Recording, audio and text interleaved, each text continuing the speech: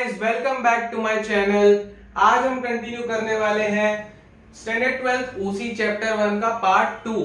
अगर आपने पार्ट 1 नहीं देखा है तो लिंक मैंने डिस्क्रिप्शन में दी हुई है, वहां से जाके पहले पार्ट 1 देख लीजिए। अगर आपने पार्ट 1 नहीं देखा है तो आपको ये पार्ट 2 समझ में नहीं आएगा। Okay guys, so let's start. आज हम स्टार्ट करेंगे मैनेजमेंट एज अ साइंस से। हमने पहले कैरेक्टरिस्टिक में भी पढ़ा था कि मैनेजमेंट साइंस, आर्ट और प्रोफेशन तीनों है, बल्कि तीनों का मिक्सचर है। ओके, अब मैनेजमेंट साइंस कैसे है वो हमें देखना है। अब साइंस का मतलब क्या होता है? पहली बात तो साइंस का मतलब होता है सिस्टमैटिक और स्पेशलाइज्ड नॉलेज। किसी भी चीज की सिस्टमैटिक नॉलेज और उसकी स्पेशलाइज्ड नॉलेज, मतलब उसकी डीप में नॉलेज लेना, उसे हम साइंस कहते हैं। और उसके साथ साथ क्या आ जाता है उसमें? Cause and effect relationship. Cause and effect relationship मतलब कि इसमें कोई भी एक चीज दूसरे चीज के अकर होने का रीजन बन जाती है। ओके, फॉर एग्जाम्पल टेम्परेचर बढ़ता है तो उससे इवेपोरेशन जल्दी होता है, तो ये क्या हो गया? टेम्परेचर और इवेपोरेशन के बीच में कॉज इफेक्ट रिलेशनशिप हो गया। ओके, और वही सेम चीज मैनेजमेंट में भी होती है। जैसे मैंने कल बताया आपको कि मैनेजमेंट अगर सही से किया जाता है तो बिजनेस सक्सेसफुल होता है, और अगर सही से नहीं किया जाता है तो फेलियर गारंटीड है। ओके, वैसे ही साइंस के खुद के प्रिंसिपल्स होते हैं। प्रिंसिपल्स मतलब के कुछ रूल्स एंड रेगुलेशंस होते हैं और वो कभी चेंज नहीं किए जा सकते। वैसे ही मैनेजमेंट के भी खुद के प्रिंसिपल्स होते हैं जो बिजनेस में हमें काम आते हैं। लेकिन फर्क सिर्फ इतना ही होता है कि मैनेजमेंट के जो प्रिंसिपल्स होते हैं वो सिचुएशंस के हिसाब से चेंज होते रहते हैं। ओके, उसके बाद जॉर्ज आर टेरी क्या बोलते हैं? Science teaches one to know. Science किसी भी चीज की नॉलेज अगर हमें बढ़ानी हो तो उसमें हमारे काम आता है। ओके, उसके बाद है management as an art. Management as an art. अब आर्ट क्या होता है? Practical implementation. हमारे पास थियोरेटिकल नॉलेज बहुत सारी है, ठीक है, कि अगर हम ये करेंगे तो हमारे बिजनेस को सक्सेस होगा, ये मेथड से हम सेल्स करेंगे तो हमारे बिजनेस की सेल्स बढ़ेगी, हमें प्रॉफिट ज्यादा मिलेगा। हर चीज हमें पता है, लेकिन अगर हम उस चीज को प्रैक्टिकली इंप्लीमेंट नहीं करते हैं तो उसका कोई फायदा नहीं है, वो सिर्फ एक थियरी बन के रह जाएगी। ओके, क्योंकि बोलने से तो कुछ काम होता नहीं है, अगर हम काम करते हैं तो उसका फायदा हमें मिलता है। ओके, और आर्ट में और एक चीज होती है, skill of effective decision making. अब आर्ट क्या होता है? कोई भी काम है उसे अपने दिमाग से, अपनी क्रिएटिविटी से करना, अपनी स्किल्स के हिसाब से करना। ओके, तो यहां पे मैनेजर का भी सेम काम होता है। बिजनेस सर्कमस्टेंसेस जो होते हैं वो चेंज होते रहते हैं, कभी भी स्टेबल नहीं रहते। ओके, वो हमेशा चेंज होते रहते हैं। तो उस हिसाब से मैनेजर को किस टाइम पे क्या डिसीजन लेना है और उससे बिजनेस को प्रॉफिट कैसे मिलेगा, बिजनेस का फायदा कैसे होगा, वो डिसीजन उसे अपनी क्रिएटिविटी से लेना होता है। ओके, इसलिए मैनेजमेंट क्या हो गया? एक आर्ट हो गया। और according to George R Terry, art teaches one to do. Science हमें नॉलेज लेना सिखाता है कि नॉलेज हमें कहां कहां से लेनी है, फिर उसके बाद वही नॉलेज को इंप्लीमेंट कैसे करना है वो कौन सिखाता है? हमें आर्ट सिखाता है। ओके, तो ये तो हो गया management as a science as well as an art. Okay, अब हम पढ़ेंगे मैनेजमेंट एज अ प्रोफेशन।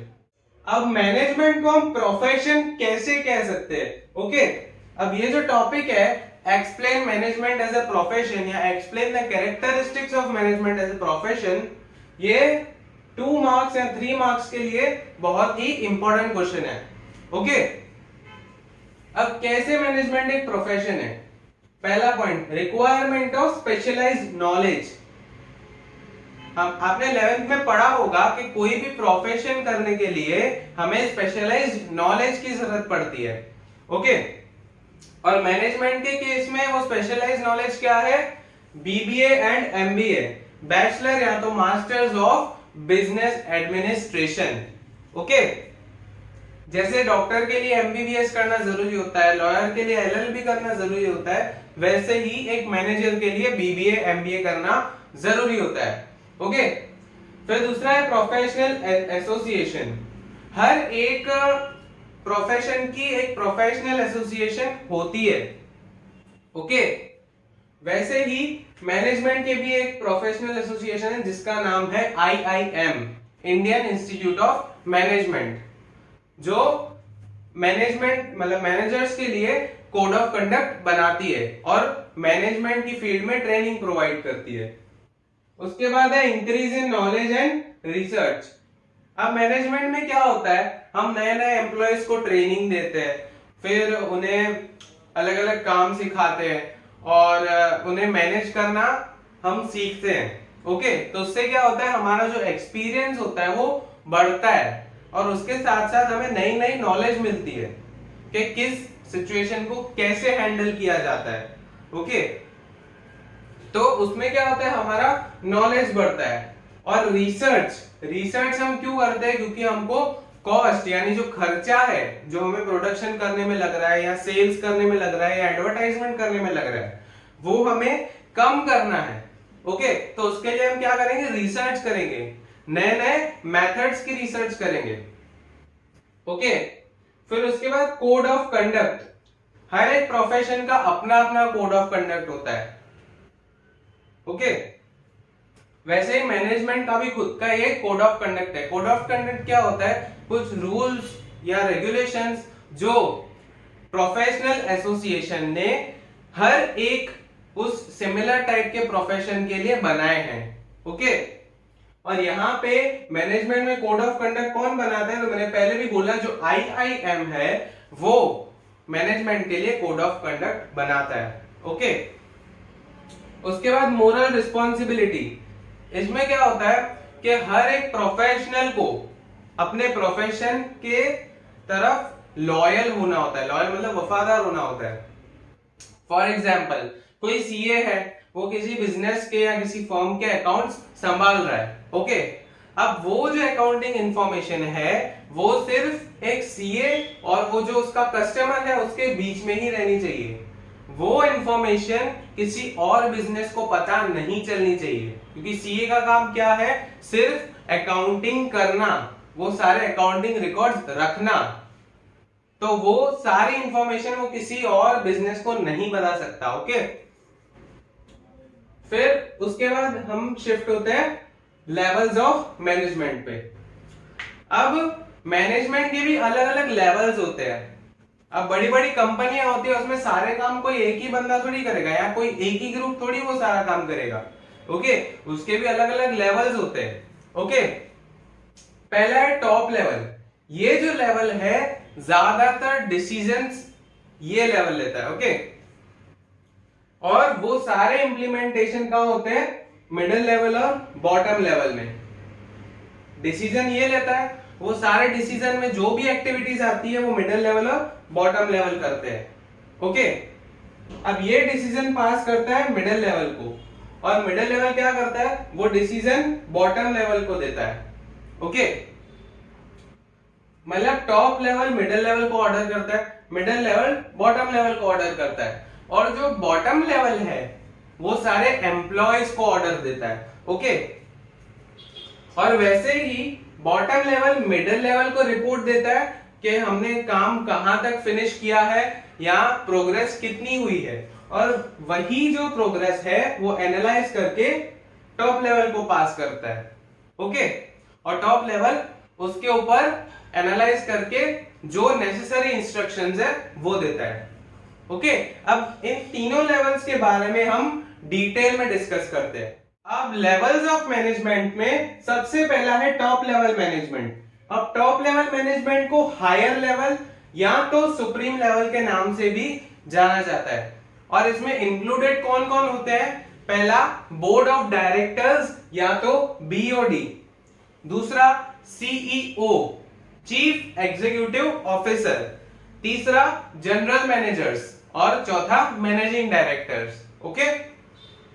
ये चार लोग कहां इंक्लूडेड होते हैं, टॉप लेवल मैनेजमेंट में।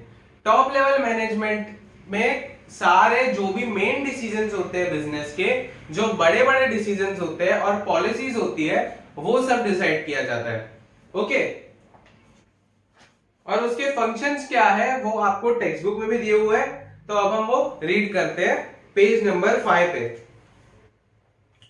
टू ले primary and subsidiary objectives of business. Primary मतलब कि जो सबसे पहले, जिसकी प्रायोरिटी पहले आती है, वैसे ऑब्जेक्टिव्स या वैसे गोल्स। ओके, फिर उसके बाद सब्सिडियरी ऑब्जेक्टिव्स मतलब के जो प्राइमरी ऑब्जेक्टिव्स को अकम्प्लिश करने के बाद हमको अकम्प्लिश करना है। ओके, वो सारे ऑब्जेक्टिव्स कौन डिसाइड करता है? तो टॉप लेवल मैनेजमेंट। दूसरा फंक्शन है director acts as the trustees of the business enterprise. Directors मतलब कि बोर्ड ऑफ डायरेक्टर्स में जो डायरेक्टर्स आते हैं वो बिजनेस के ट्रस्टी की तरह एक्ट करते हैं। To select CEO and higher officers and to assign them authority and responsibility. अब टॉप लेवल मैनेजमेंट का क्या काम होता है? जो सीईओ है उसे सिलेक्ट करना और दूसरे हाई लेवल ऑफिसर्स को सिलेक्ट करना। उसके बाद क्या करना? उन्हें ऑथोरिटी देना और रिस्पॉन्सिबिलिटी देना। ऑथोरिटी मतलब कि जो उनके हाथ में हमने रिस्पॉन्सिबिलिटी सौंपी है कि ये काम तुम्हें ही अकम्प्लिश करना है अपने मन से, अपने डिसीजन से। ओके, वही चीज की उन्हें पावर देना। पावर देना मतलब कि वो अपने हिसाब से उस प्लान में चेंजेस कर सकते हैं। ओके, जिससे गोल्स जल्दी अचीव होंगे। To sanction the budget prepared by different departments. अब जो मिडिल लेवल होता है वो डिपार्टमेंट्स से बना हुआ होता है, डिपार्टमेंटल हेड्स और sub divisional heads. Sales department, purchase department, production department, production cost department, ये सब डिपार्टमेंट्स होते हैं। ओके, अब इनमें से हर एक डिपार्टमेंट अपना अपना बजट बनाता है। ओके, अब ये जो अलग अलग बजट्स बनते हैं वो कहां जाते हैं? टॉप लेवल के पास। और टॉप लेवल क्या करता है? ये सब बजट्स एनालाइज करता है और एक फाइनल बजट बनाता है। फाइनल बजट मतलब कि इन सब बजट्स को मिला के एक मेन बजट बनता है। Okay, to abide by law and to take care of interest of different stakeholders of the business. Okay, abide by law मतलब के उन्हें चेक करना है कि हमारा बिजनेस कोई इलीगल काम तो नहीं कर रहा है ना, या फिर जो भी हम काम कर रहे हैं वो लॉ के हिसाब से ही हो रहा है या नहीं। और दूसरा, take care of interest of different stakeholders of the business. Stakeholders मतलब के जिन लोगों ने बिजनेस में इन्वेस्ट कर रखा है, ओके, या जिनके सपोर्ट की वजह से बिजनेस चल रहा है, ओके, वो स्टेक होल्डर्स का ध्यान देना। फिर उसके बाद to take strategic decisions by making long term plans. Top level management क्या करता है? लॉन्ग टर्म प्लान्स बनाता है जो एक साल से ज्यादा के लिए बनता है। ओके, वो लॉन्ग टर्म प्लान्स बना के क्या करता है? वो अपनी डिफरेंट स्ट्रेटेजी डिसाइड करता है। स्ट्रेटेजी मतलब के काम करने का जो तरीका होता है वो डिसाइड करता है। फिर उसके बाद to analyse and resolve complex problems of management as पर लीगल प्रोविजंस। अब बॉटम लेवल और मिडिल लेवल जो होते हैं वो टास्क जो होते हैं वो इंप्लीमेंट करते हैं, और इंप्लीमेंट करने के टाइम उन्हें बहुत सारी प्रॉब्लम्स भी फेस करनी पड़ती है, या इंप्लीमेंट करने के बाद कुछ प्रॉब्लम्स फेस करनी पड़ती है। तो ये जो प्रॉब्लम्स होती है वो बॉटम लेवल और मिडिल लेवल टॉप लेवल को जाके बताते हैं। ओके, और अगर टॉप लेवल को वो प्रॉब्लम जेन्युइन लगती है, ओके, और उसका कोई सॉल्यूशन निकल सकता है, तो टॉप लेवल मैनेजमेंट को सॉल्यूशन निकालना चाहिए। ओके, उसके बाद है to plan for the enterprise, its implementation and to supervise it. Planning करना मतलब कि लॉन्ग टर्म प्लान्स बनाना और उसे इंप्लीमेंट करवाना, और फिर देखना कि वो प्लान्स अच्छे से इंप्लीमेंट हो रहे हैं या नहीं। ओके, ये काम किसका होता है? टॉप लेवल मैनेजमेंट का होता है। इन शॉर्ट, टॉप लेवल ने मिडिल लेवल और बॉटम लेवल को काम दे तो दिया, लेकिन एट लास्ट उसे चेक भी करना होता है कि वो काम सही से हो रहा है या नहीं हो रहा है। Okay, to do the functions like distribution of profit, dividend, reserve fund, reinvestment of profit etcetera. अब डिस्ट्रीब्यूशन ऑफ प्रॉफिट, जो प्रॉफिट आता है उसे डिस्ट्रीब्यूट कैसे करना है। सबसे पहली बात, जो प्रॉफिट आता है हमारे पास उसमें से हमें डिविडेंड देना होता है। डिविडेंड मतलब कि जो लोग हमारे शेयर्स खरीदते हैं या डिबेंचर्स खरीदते हैं उन्हें हमें इंटरेस्ट देना होता है।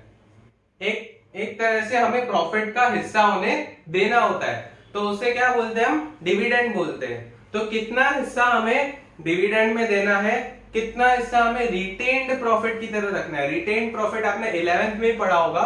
रिटेन्ड प्रॉफिट मतलब कि जो प्रॉफिट आया है उसमें से थोड़ा हिस्सा हम वापस बिजनेस में इन्वेस्ट कर देते हैं, तो उसे हम क्या कहते हैं, रिटेन्ड प्रॉफिट। कितना हिस्सा रिटेन्ड प्रॉफिट की तरह रखना है।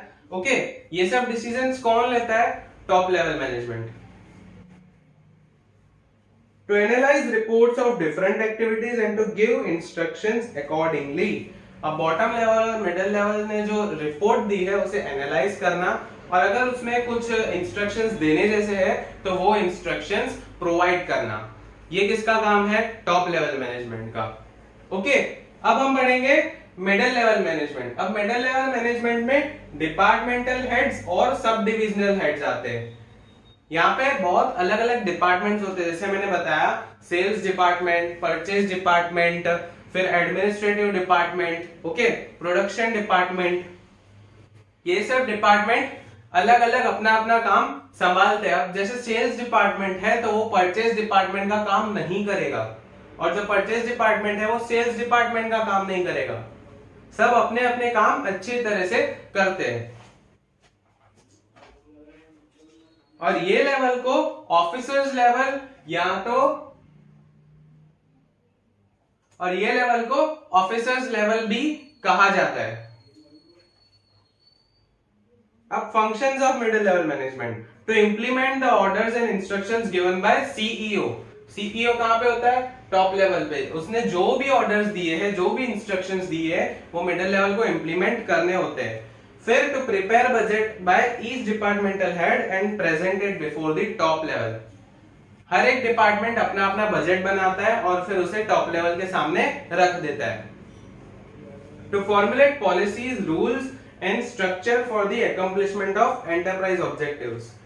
अब हमने कुछ ऑब्जेक्टिव्स डिसाइड करके रखे हैं कि इस साल हमारी कंपनी को इतना प्रॉफिट होना चाहिए। ओके, उसके साथ साथ हमें इतनी सेल्स करनी है। ओके, और कंपटीशन में हमें आगे रहना है दूसरी कंपनी से। ये सब ऑब्जेक्टिव्स अकम्प्लिश करने के लिए नए नए पॉलिसीज बनाई जाती है, नए नए रूल्स डिसाइड किए जाते हैं और स्ट्रक्चर्स बनाए जाते हैं। फिर fourth, to take necessary steps to increase efficiency and effectiveness of departmental activities. अब डिपार्टमेंट्स जो भी एक्टिविटीज परफॉर्म करते हैं उसमें एफिशिएंसी लाना। एफिशिएंसी मैंने पहले भी बताया, जितने रिसोर्सेज हमारे पास अवेलेबल है उसमें वेस्टेज जितना हो सके उतना कम करना। ओके, उसे एफिशिएंसी कहते हैं। तो एक्टिविटीज की एफिशिएंसी बढ़ाना और उसका इफेक्टिवनेस बढ़ाना, मतलब कि इन शॉर्ट सारा जो भी काम हो रहा है मिडिल लेवल मैनेजमेंट पे उसे परफेक्टली परफॉर्म करने की ट्राई करना। Okay, to make attempts to enthuse the employees of the department. अब जो एम्प्लॉयज होते हैं उन्हें बार बार मोटिवेट करना पड़ता है ताकि वो अच्छे से कंपनी के लिए काम करें, और जो प्रॉफिट हमने डिसाइड किया है कंपनी के लिए उतना ही प्रॉफिट हम अर्न कर पाए। फिर उसके बाद keep in constant touch with officers of other departments and establish coordination. अब अलग अलग डिपार्टमेंट्स होते तो है, ठीक है, सेल्स डिपार्टमेंट खुद का काम करता है, परचेज डिपार्टमेंट खुद का काम करता है, दोनों एक दूसरे का काम नहीं करते हैं। लेकिन इसका मतलब ये नहीं कि उन दोनों के बीच में बातचीत नहीं होती है या दोनों एक दूसरे के साथ एडजस्ट नहीं करते या एक दूसरे को हेल्प नहीं करते। ओके, हर एक डिपार्टमेंट हर एक दूसरे डिपार्टमेंट को हेल्प करता है। इससे क्या होता है, सारे डिपार्टमेंट्स के बीच में कोऑर्डिनेशन डेवलप होता है। फिर उसके बाद फोकस ऑन फंक्शनिंग ऑफ सब डिविजन्स। अब सेल्स डिपार्टमेंट में भी कुछ अलग अलग डिविजन्स होंगे कि भाई ये डिपार्टमेंट अलग काम संभालेगा और ये डिपार्टमेंट अलग काम संभालेगा। ओके, तो वो सब डिविजन्स को भी हैंडल करना किसका काम है? मिडिल लेवल मैनेजमेंट का। ओके, फिर to supervise the working of departments, get information, provide directions and pass on the information to top level. अब हर एक डिपार्टमेंट कैसे काम कर रहा है, कौन से एक्टिविटी की कितनी प्रोग्रेस हुई है, कौन से टास्क का कितना परफॉर्मेंस अच्छा हुआ है, ये सब रिपोर्ट्स कलेक्ट करना, नेसेसरी इंस्ट्रक्शंस पास करना और जो भी इंफॉर्मेशन हमें मिली है वो टॉप लेवल को पास करना। ये काम मिडिल लेवल मैनेजमेंट का है। To help the top level management in taking policy decisions. अब हमने पहले भी पढ़ा, टॉप लेवल मैनेजमेंट जो होता है वो बहुत लॉन्ग टर्म प्लान्स करते हैं। ओके, और उसके साथ साथ लॉन्ग टर्म पॉलिसीज भी डिसाइड करते हैं। तो वो जो पॉलिसीज डिसाइड होती है उसमें मिडिल लेवल मैनेजमेंट भी सजेशन देता है। ओके, तो यहाँ पे मिडिल लेवल मैनेजमेंट का कॉन्सेप्ट खत्म हुआ। उसके बाद आता है बॉटम लेवल मैनेजमेंट। उसे हम फंक्शनल लेवल, ऑपरेशनल लेवल भी कहते हैं। क्यों? क्योंकि यहाँ पे डिसीजन कम होता है और इंप्लीमेंटेशन ज्यादा होता है। मोस्ट ऑफ डिसीजंस जो होते हैं वो टॉप लेवल और मिडिल लेवल ले चुके होते हैं, तो बॉटम लेवल को मोस्ट ऑफ कोई डिसीजन लेने की जरूरत नहीं पड़ती है, इसलिए उसे फंक्शनल या तो ऑपरेशनल लेवल कहते हैं। और ये लेवल में सुपरवाइजर्स ज्यादा होते हैं और उसके साथ जॉबर्स और फॉरमैन होते हैं। ओके, इसलिए इस लेवल को सुपरवाइजर्स लेवल भी कहा जाता है। टॉप लेवल और मिडिल लेवल जो भी डिसीजंस लेते हैं वो बॉटम लेवल इंप्लीमेंट करता है और जो उसके नीचे एम्प्लॉयज है उसे संभालता है। ओके, अब उसका पहला फंक्शन है to supervise the function of employees. जैसे मैंने बताया, एम्प्लॉयज जो भी काम कर रहे हैं, हमने उन्हें काम सौंप तो दिया, लेकिन वो जो भी काम कर रहे हैं उससे चेक करना किसका काम है? बॉटम लेवल मैनेजमेंट का। To see that there remains discipline among employees and their morale is boosted. दूसरा फंक्शन क्या है? एम्प्लॉयज को मोटिवेट करना और उनके बीच में डिसिप्लिन भी बनाए रखना उसके साथ साथ, क्योंकि अगर डिसिप्लिन नहीं होगा तो कोई भी काम मिनिमम टाइम में नहीं हो पाएगा। ओके, एम्प्लॉयज एक दूसरे के साथ मस्ती कर रहे हैं, टाइम पास कर रहे हैं और वहां पे इतना सारा काम पड़ा है करने को, तो क्या होगा? काम बहुत धीरे धीरे होगा। ओके, और जो गोल्स हमें जल्दी से जल्दी अचीव करने हैं वो बहुत लेट अचीव होंगे। इन शॉर्ट हमारा जो प्लान था वो फेल हो गया। To plan routine work of the department. अब टॉप लेवल मैनेजमेंट क्या करता है? लॉन्ग टर्म प्लान्स बनाता है। मिडिल लेवल मैनेजमेंट क्या करता है? शॉर्ट टर्म प्लान्स बनाता है। लॉन्ग टर्म मतलब 1 साल से ज्यादा, और मिडिल लेवल मैनेजमेंट क्या करता है? छोटे छोटे पीरियड्स के लिए प्लान बनाता है। फॉर एग्जांपल मंथली प्लान या क्वार्टरली प्लान। क्वार्टरली प्लान मतलब के 3 महीने का प्लान होता है। ओके, कि इन 3 महीनों में हमें क्या क्या काम करना है या इस महीने में हमें क्या क्या काम करना है। ओके, ये सब काम मिडिल लेवल मैनेजमेंट करता है। अब बॉटम लेवल क्या करता है? वो डेली प्लान्स बनाता है कि आज के दिन में हमें कितने काम करने हैं, कितनी सेल्स करनी है और कितना प्रॉफिट हमें उससे होगा। ये सब प्लान्स कौन करता है? Bottom level management. To perform functions related to employees like transfer, promotion, training etcetera. अब किसी एम्प्लॉय का ट्रांसफर करना है या उसका प्रमोशन करवाना है या उसे और कुछ नई नॉलेज देनी है, यानी कि ट्रेनिंग देनी है, न्यू टेक्नोलॉजी आई है, उस हिसाब से उस टेक्नोलॉजी को यूज कैसे करना है वो सिखाना है। वो सारे काम कौन करता है? Bottom level management. उसके बाद to get instructions, order and program from the departmental officers to carry out the departmental functions. अब मिडिल लेवल मैनेजमेंट में क्या आते हैं? डिपार्टमेंट्स आते हैं। अब वो जो डिपार्टमेंटल हेड्स है उनसे हमें इंस्ट्रक्शंस लेने हैं ताकि जो डिपार्टमेंटल फंक्शंस है वो परफॉर्म कर सके। ये काम कौन करता है? Bottom level management. उसके बाद to perform the functions like the layout, repairing and maintenance of machinery. अब मशीनरी हमें चाहिए, लेकिन कैसी चाहिए? वो देखने में कैसी होनी चाहिए? ओके, अगर उसमें कुछ खराबी है तो उसे रिपेयर करवाना है, उसे मेंटेन करना है। ओके, वो सब काम कौन करता है? Bottom level management. To make arrangement for necessary equipments, raw materials, etc. for the workers. अब हम प्रोडक्शन कर तो रहे हैं, लेकिन उसके लिए हमें रॉ मटेरियल्स चाहिए, वो अरेंज करना किसका काम है? बॉटम लेवल मैनेजमेंट का। और जितने भी नेसेसरी इक्विपमेंट्स चाहिए, जितने भी नेसेसरी टूल्स या कुछ चाहिए हमें, वो कौन अरेंज करता है? वो बॉटम लेवल मैनेजमेंट अरेंज करता है। उसके बाद to solve the genuine problems of workers. Okay, top level management, middle level management, bottom level management कहीं ना कहीं सिर्फ प्लानिंग करते हैं, ज्यादा से ज्यादा इंप्लीमेंटेशन कौन करता है? तो एम्प्लॉइज। और इंप्लीमेंट करने के टाइम जो प्रॉब्लम्स फेस होती है वो कौन करता है?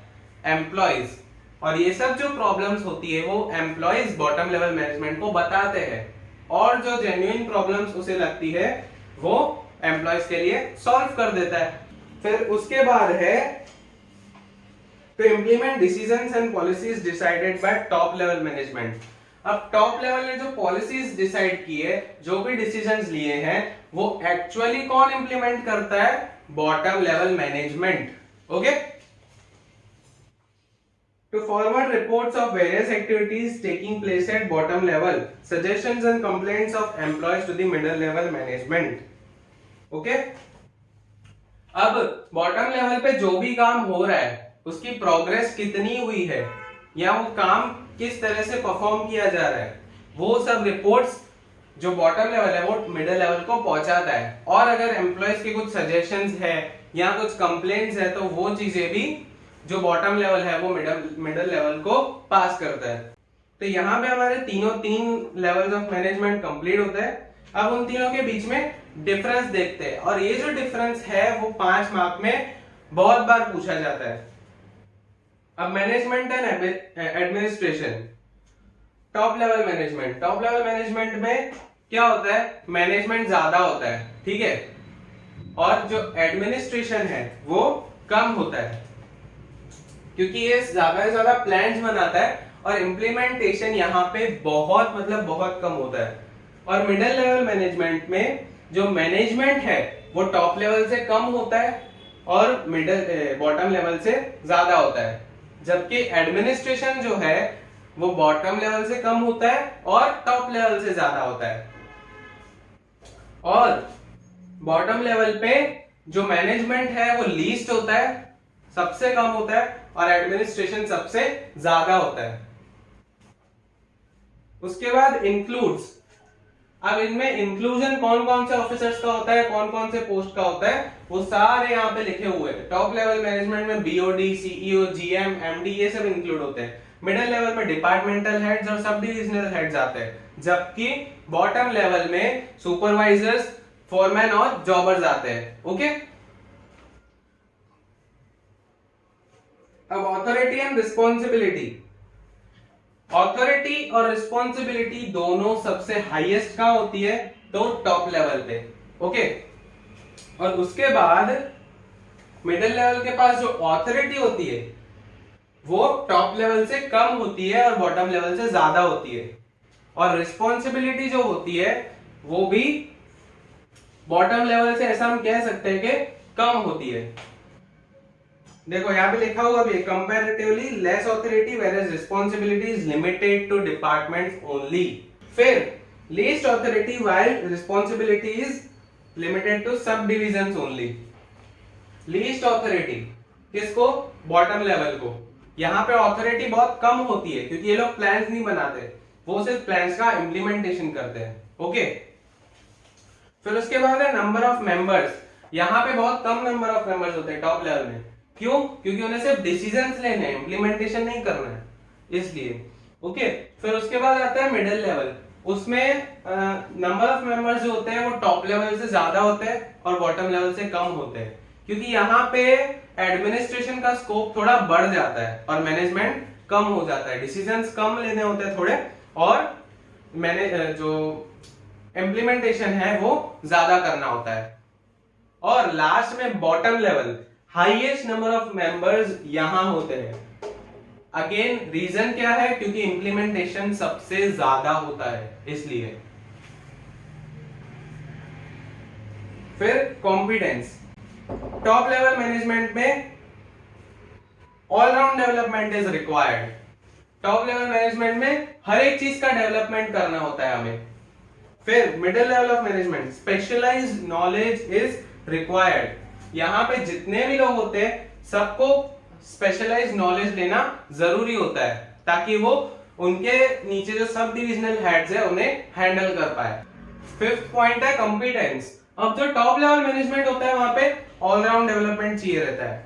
मिडिल लेवल मैनेजमेंट जो होता है वहां पे स्पेशलाइज्ड नॉलेज चाहिए रहती है। ओके, और बॉटम लेवल मैनेजमेंट में क्या होता है, उन्हें सब उनके नीचे जो एम्प्लॉयज है उन्हें भी हैंडल करना होता है, तो सिर्फ वहां तक की ही नॉलेज इनको चाहिए रहती है।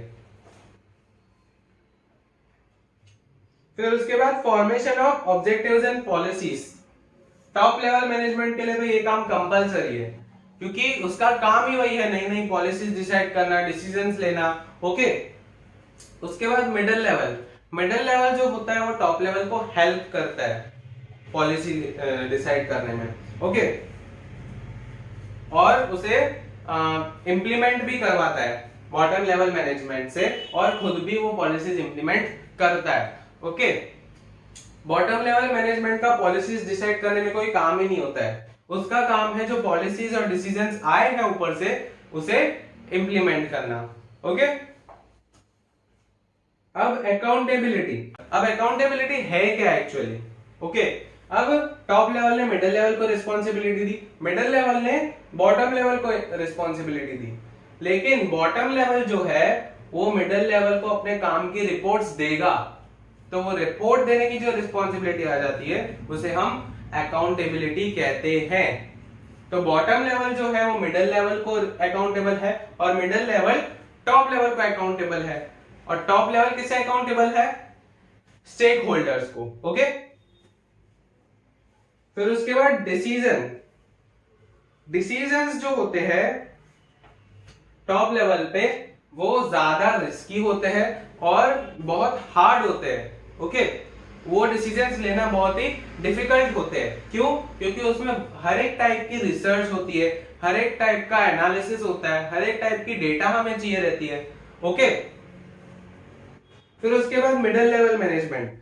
यहां पे जो डिसीजंस लिए जाते हैं वो टॉप लेवल के मुकाबले कम रिस्की होते हैं। देखो लिखा है यहाँ पे, decision taken by this level are less risky and far reaching. Okay, उसके बाद बॉटम लेवल मैनेजमेंट।